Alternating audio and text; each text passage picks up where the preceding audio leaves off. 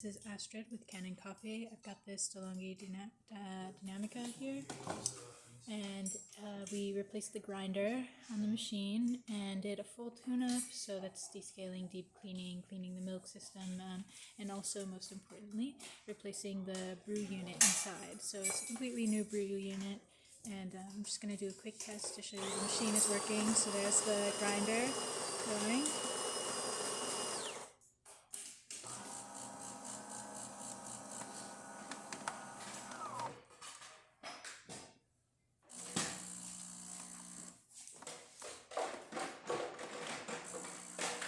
And there you go. You can see a nice rich coffee coming out of there.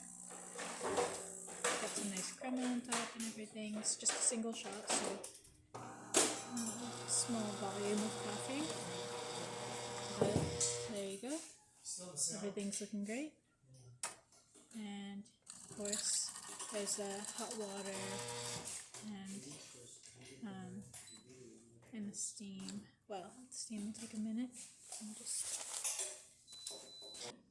Okay, now that the steam is ready, I'll show you that. There you go.